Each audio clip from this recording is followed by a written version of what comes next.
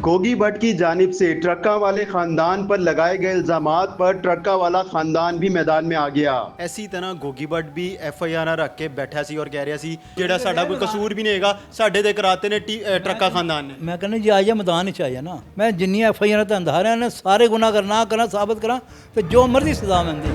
पहलवान जी ये बताइएगा कि गोगी भट्ट बिलाज कत्ल होता है, उसके बाद से वो गायब थे, अब मंजर आम पर आए हैं और उन्होंने मीडिया टॉक भी किया है, मुख्तलिफ चैनल्स पे पॉडकास्ट इंटरव्यूज़ दे रहे हैं और वो कह रहे हैं कि मेरा इस कत्ल से कोई लेना देना नहीं है और आप लोगों की जानिब से उनको बिलाज कत्ल केस में नामजद किया गया है।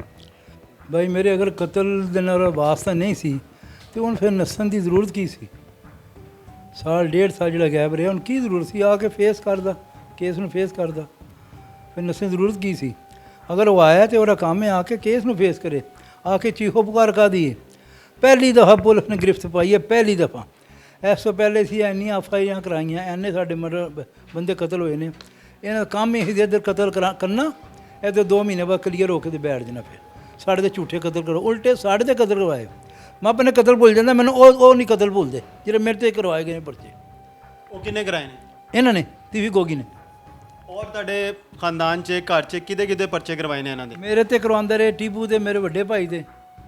ਮੀਆਂ ਆਸੋ ਕਤਲ ਹੁੰਦਾ ਹੈ ਟਿੱਬੀ, ਸਵੇਰ ਦਾ ਕਤਲ ਹੋਇਆ, ਸ਼ਾਮ ਪੈ ਗਈ, ਪਰਚਾ ਨਹੀਂ ਹੋ ਰਿਹਾ, ਕਦੀ ਮੇਰਾ ਤੇ ਭਤੀਜੇ ਦਾ, ਕਦੀ ਭਤੀਜੇ ਦਾ। ਤੇ ਬਿਲਾਜ ਦੇਖਾ ਫਿਰ ਬਕਾਇਦਾ ਉਸ ਕਤਲ ਦੇ ਉੱਤੇ ਭੰਗੜੇ ਪਏ ਨੇ ਉੱਥੇ ਜਿਹਦੇ ਪਰਚਾ ਕਰਾਇਆ ਗਿਆ। ਇਹ ਜਿਹੜੀ ਤੁਹਾਡੇ ਕੋਲ FIRs ਹੈਗੀਆਂ ਨੇ, ਇਹ ਕਿਹੜੀਆਂ ਹੈਗੀਆਂ ਨੇ ਜਿਹੜੇ ਪਰਚੇ ਤੁਹਾਡੇ ਤੇ ਹੋਏ ਨੇ? ਇਹ ਦੇਖੋ ਇਹ FIR ਉਹ ਨੇ ਜਿਹੜੇ ਅਸੀਂ ਕਰਵਾਏ ਨੇ। ਇਹ ਤੁਸੀਂ ਕਰਵਾਏ ਜੀ ਹਾਂ। ਇਹ ਕਿਹਦੇ ਉੱਤੇ ਨੇ? ਇਹਨਾਂ ਦੇ ਟੀਪੂ ਜ਼ਖਮੀ ਹੋਇਆ, ਉਹਦਾ ਵਾਲਦ ਕਤਲ ਹੋਇਆ ਜੋ ਬਿੱਲਾ ਪਹਿਲਵਾਨ, ਠੀਕ ਹੈ।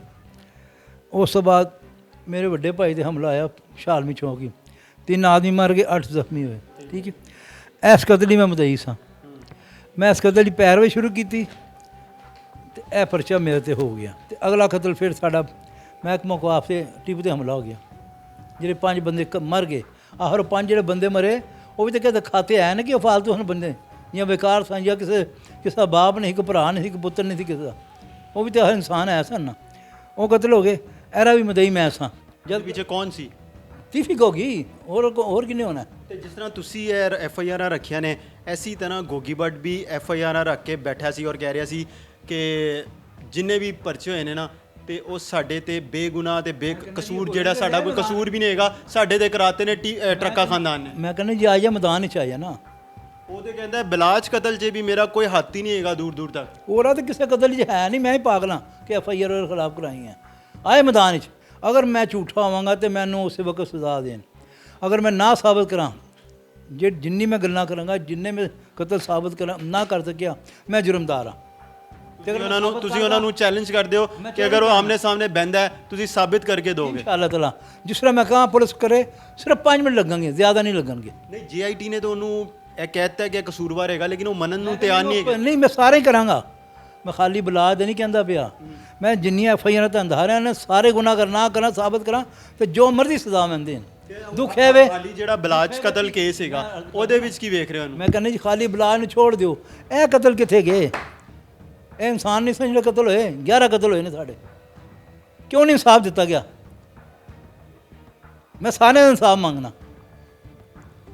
खाली बिलाज का नहीं। वो कहते हैं कि हर दफ़ा ना कोई भी कत्ल हुआ है, इल्ज़ाम हम पे लगाया गया और फ़ायदा इनको मिला क्योंकि पुलिस के जो लोग हैं वो उनका इनके डेरे पे आना जाना है। साढ़े घर दी FIR ठीक है, किसी एक FIR मैंने इंसाफ मिले हुए मैं छोड़ देना, बाकी सारी क्यों नहीं मिलता था? कितों मिलना थी जो एक क्लियर होकर बैठ जाते इंसाफ किने देना? कौन है इन्हों के पीछे? ये तो मेरे मूँह ना घुलाओ दे बेहतरेगा, मैंने इंसाफ कौन देगा? वो एक कतल ले फिरते हैं जे साढ़े। ਤੁਸੀਂ ਕਹਿ ਰਹੇ ਹੋ ਤੁਹਾਨੂੰ ਇਨਸਾਫ ਕੌਣ ਦੇਗਾ, ਉਹ ਕਹਿੰਦੇ ਨੇ ਕਿ ਸਾਨੂੰ ਇਨਸਾਫ ਕੌਣ ਦੇਗਾ। ਤੇ ਸਾਰੇ ਲੋਕੀ ਜਿਹੜੇ ਹੈਗੇ ਨੇ ਨਾ ਟੀਪੂ ਖਾਨਦਾਨ ਦੇ ਨਾਲ ਹੈਗੇ ਨੇ, ਇਹਨਾਂ ਨੂੰ ਜ਼ਿਆਦਾ ਤੋਂ ਜ਼ਿਆਦਾ ਸਹੂਲੀਅਤ ਮੁਯੱਸਰ ਆ ਰਹੀਆਂ ਨੇ, ਹਰ ਤਰ੍ਹਾਂ ਦਾ ਪ੍ਰੋਟੋਕਾਲ ਵੀ ਇਹਨਾਂ ਨੂੰ ਦਿੱਤਾ ਜਾ ਰਿਹਾ, ਪੁਲਿਸ ਵੀ ਇਹਨਾਂ ਦੇ ਨਾਲ ਹੈਗੀ। ਮੈਂ ਅਗਰ ਸਾਰੇ ਆਦਮੀ ਸਾਡੇ ਹੀ ਨਾਲ ਨੇ ਠੀਕ ਹੈ ਤੇ ਹੁਣ ਤੱਕ ਮੈਨੂੰ ਸਾਨੂੰ ਇਨਸਾਫ ਮਿਲ ਗਿਆ ਹੁੰਦਾ। ਗਵਾਲਮੜੀ ਲੜਕਾ ਸੀ ਅਮਜਦ ਗੁੱਜਰ, ਚੰਦ ਦਿਨ ਪਹਿਲੇ ਸੁਲਾਹੀ ਦਾਤਾ ਦਰਬਾਰ, ਉਹ ਵੀ ਇਹਨਾਂ ਨੇ ਕਤਲ ਕਰਤਾ। ਫਿਰ ਅਰਸ਼ਦ ਮੀਨ ਦਾ ਪਹਿਲੇ ਭਾਈ ਕਤਲ ਹੋਇਆ, ਮਾਰਨਾ ਅਰਸ਼ਦ ਮੀਨ ਨੂੰ ਸੀ, ਉਹ ਹਮ ਸ਼ਕਲ ਸੀ ਭੁਲੇਖੇ ਜੋ ਮਾਰੇ ਗਿਆ ਲక్ష్ਮੀ ਚੌਂਕ, ਠੀਕ ਹੈ ਜੀ। ਫਿਰ ਅਰਸ਼ਦ ਮੀਨ ਕਤਲ ਹੁੰਦਾ ਮੀਰ ਅਰਸ਼ਦ ਸਾਹਿਬ ਦੇ ਘਰ, ਉਹ ਵੀ ਸੁਲਾਹ ਹੋ ਚੁੱਕੀ ਸੀ। ਉੱਥੋਂ ਨਿਕਲਿਆ ਕਿ ਪ੍ਰੋਗਰਾਮ ਪਹਿਲੇ ਸੀ, ਪ੍ਰੈਸ ਮਾਰ ਕੇ ਮਰਵਾਤਾ, ਕੌਣ ਇਹਨਾਂ 'ਤੇ ਯਕੀਨ ਕਰੇਗਾ। ਉਹ ਕਹਿੰਦੇ ਨੇ ਬਲਾਜ ਜਿਹੜਾ ਹੈਗਾ ਸ਼ਰੀਫ ਨਹੀਂ ਸੀ, ਉਹਦੇ ਖਿਲਾਫ ਉਹਦੇ ਹੱਕ 'ਚ ਜਿਹੜੀ ਆਵਾਜ਼ਾਂ ਬੁਲੰਦ ਹੋ ਰਹੀਆਂ ਨੇ ਉਹ ਲੋਕ ਗਲਤ ਕਰ ਰਹੇ ਨੇ, ਤੇ ਬਲਾਜ ਤੇ ਬੜਾ ਇਆਸ਼ ਟਾਈਪ ਸੀ, ਨਾਜ਼ੇਬਾਦ ਤਸਵੀਰਾਂ ਰੱਖ ਕੇ ਬੈਠੇ ਨੇ ਆਪਣੇ ਕੋਲ, ਉਹ ਦਿਖਾ ਰਹੇ ਨੇ ਸਭ ਨੂੰ ਤਸਵੀਰਾਂ ਦੇ ਅਗਰ ਕੀ ਪਤਾ ਸਵੇਰੇ ਮੇਰੀਆਂ ਵੀ ਚਾਰ ਉਹਨਾਂ ਕੋਲ ਆ ਜਾਣ, ਅੱਜ ਕੱਲ੍ਹ ਤਾਂ ਉਹ 1 ਮਿੰਟ ਲਾ ਦੋ ਕੀ ਕੋਈ ਡਿੰਮੀ ਤਸਵੀਰ ਬਣਾ ਕੇ ਤੇ ਸੁੱਟ ਦਿੰਦੇ ਨੇ। ਚਲੋ ਬਲਾਜ ਗਲਤ ਸੀ ਤੇ ਪਬਲਿਕ ਕੋਈ ਰਿਸ਼ਤੇਦਾਰ ਹੈ, ਪਾਕਿਸਤਾਨੀ ਆਵਾਮ ਔਰ ਕੋਈ ਰਿਸ਼ਤੇਦਾਰ ਹੈ, ਕੋਈ ਖੂਨ ਦਾ ਰਿਸ਼ਤਾ ਹੈ ਜਿਹੜੀ ਉਹਦੇ ਦੁਆਵਾਂ ਕਰਦੀ ਹਾਲੇ ਤੱਕ। ਔਰ ਇੱਕ ਕਬਰ ਤੇ ਜਾਓ, ਕੋਈ ਨਾ ਕੋਈ ਸਵੇਰੇ ਪਹੁੰਚੇ ਹੁੰਦੇ ਨੇ। हसन शाह को किसने कत्ल करवाया? ਐਸਨ ਸ਼ਾਹ ਪੁਲਿਸ ਦੇ ਕੋਲ ਸੀ। ਅੱਛਾ ਪੁਲਿਸ ਕੋਲ ਲੈ ਕੇ ਹੀ ਮਾਰ ਸਕਦੇ ਹਾਂ। ਉਹ ਕਹਿੰਦੇ ਨੇ ਕਿ ਇਹਨਾਂ ਨੇ ਕਤਲ ਮੇਰੀ ਗੱਲ ਸੁਣਾ, ਮੈਂ ਕਹਿੰਦਾ ਜੀ ਅਗਰ ਪੁਲਿਸ ਸਾਨੂੰ ਸਾਡੇ ਕੋਲ ਮਰਵਾਉਂਦੀ ਸਾਨੂੰ ਬੜੀ ਖੁਸ਼ੀ ਹੁੰਦੀ, ਸਾਨੂੰ ਬੜੀ ਖੁਸ਼ੀ ਹੁੰਦੀ। ਉਹ ਤਾਂ ਪੁਲਿਸ ਮੈਂ ਤਾਂ ਦੇਖਿਆ ਤੱਕ ਨਹੀਂ ਉਹਨੂੰ, ਹਾਲੀ ਕਿ ਮੈਂ ਗਿਆ ਵਾਂ, ਮੈਂ ਵੀ ਪੇਸ਼ ਹੋਇਆ ਪੁਲਿਸ ਸਟੇਸ਼ਨ, ਮਗਰ ਮੈਂ ਮੇਰੇ ਸਾਹਮਣੇ ਵੀ ਨਹੀਂ ਲਿਆ ਉਹਨੂੰ। ਮੈਂ ਕਿਹਾ ਜੀ ਮੈਂ ਸਾਹਮਣਾ ਕਰਾ ਦੂੰ, ਨਹੀਂ ਉਹਨਾਂ ਨੇ ਕਰਾਇਆ।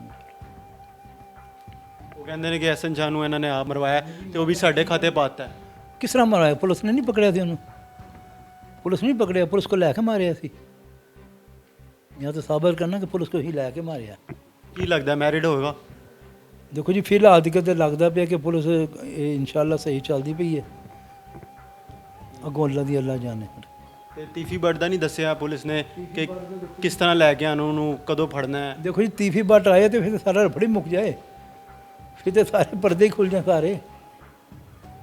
ਮੈਂ ਕਹਿੰਦਾ ਹੁਣ ਵੀ ਇਹਨੂੰ 5 ਮਿੰਟ ਵਾਸਤੇ ਬਿਠਾਉਣ ਤੇ ਸਹੀ, ਕੋਗੀ ਬੱਟ ਨੂੰ ਬਿਠਾਉਣ ਸਹੀ, ਹੋਰ ਕੀ ਕੁਛ ਨਿਕਲੇਗਾ ਅੰਦਰੋਂ।